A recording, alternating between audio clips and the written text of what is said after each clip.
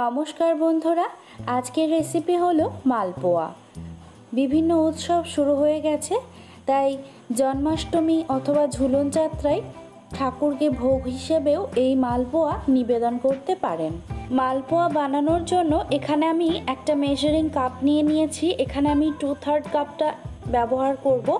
আপনারা চাইলে যে কোনো বাটি বা কাপ নিয়ে নিতে পারেন, তাতে কোনো রকম অসুবিধা নেই, কিন্তু সব পরিমাপগুলো এই কাপটা দিয়েই করতে হবে।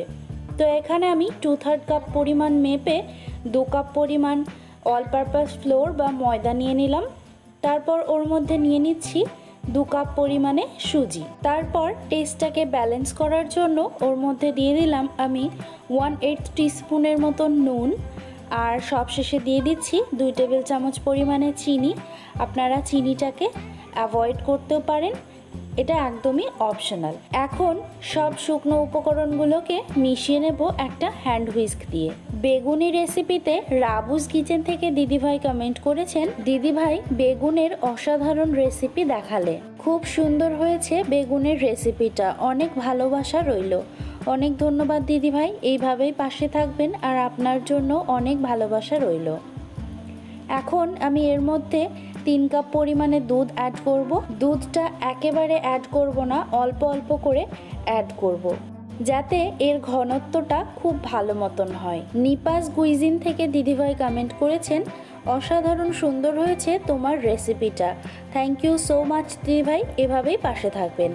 এদিকে ব্যাটারটা কিন্তু আমাদের রেডি হয়ে গেছে। এর মধ্যে আরও কিছু আমি উপকরণ অ্যাড করব। সাবুর পায়েস রেসিপিতে নিপাস কুইজিন থেকেই দিদিভাই কমেন্ট করেছে, সাবুর পায়েস এক কথায় দুর্দান্ত হয়েছে, লাইক ডান বন্ধু, থ্যাংক ইউ সো মাচ দিদিভাই, এইভাবেই পাশে থাকবেন। তো এখানে আমি অ্যাড করে দিলাম 1 টেবিল চামচ পরিমাণে ঘি আর 2 টেবিল চামচ পরিমাণে ভাজা মৌরি। এতে করে কিন্তু দুর্দান্ত ফ্লেভার আসে। আর এই ব্যাটারটা কিন্তু একটু ঘন দেখাচ্ছিল, তাই এখানে আমি 1/4 কাপের মতন জল অ্যাড করলাম। আপনারা চাইলে পুরোটাই কিন্তু দুধ অ্যাড করে এই ব্যাটারটাকে রেডি করে নিতে পারেন। বেগুনি রেসিপিতে টুশিস হেসেল থেকে দিদিভাই কমেন্ট করেছেন, বেগুনিগুলো খুব সুন্দর মুচমুচে হয়েছে, খুব ভালো লাগলো, থ্যাংক ইউ সো মাচ দিদিভাই, এইভাবেই পাশে থাকবেন। ব্যাটারটা আমাদের রেডি হয়ে গেছে, আর এই ব্যাটারটাকে আমি এখন 30 মিনিটের জন্য রেস্টে রেখে দেব। যতক্ষণ ব্যাটারটা রেস্টে থাকছে ততক্ষণে আমি চিনি শিরাটা বানিয়ে নেব। তার জন্য একটা ফ্রাইং প্যান নিয়ে ওতে 1 কাপ পরিমাণে চিনি আর 1 কাপ পরিমাণে জল অ্যাড করে খুব ভালো করে নাড়াচাড়া করে ওর মধ্যে দিয়ে দিচ্ছি 2টো ছোট এলাচ। ছোট এলাচটা দিলাম একটু ফ্লেভারের জন্য।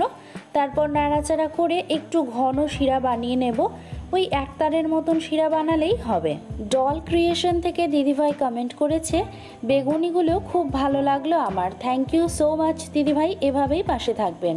লাভ উইথ পাখি থেকে দিদিভাই কমেন্ট করেছে, বর্ষায় জমে যাবে, থ্যাংক ইউ সো মাচ দিদিভাই, এইভাবেই পাশে থাকবেন। এদিকে চিনি শিরাটা কিন্তু আমাদের রেডি হয়ে গেছে।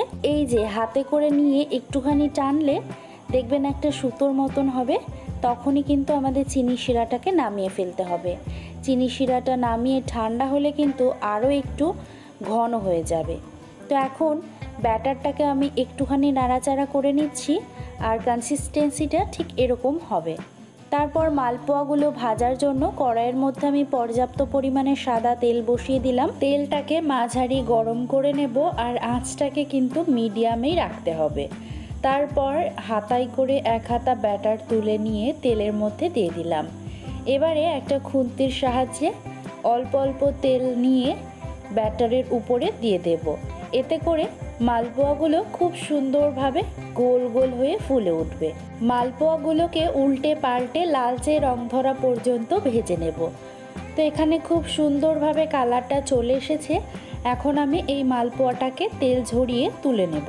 তুলি মিত্র থেকে তুলি কমেন্ট করেছে, খুব সুন্দর একটা ঘরোয়া রেসিপি করে দেখালেন, thank you so much dear, এইভাবেই পাশে থেকো। এখন এই মালপোয়াগুলোকে আমি তৈরি করা শিরার মধ্যে দিয়ে দেব।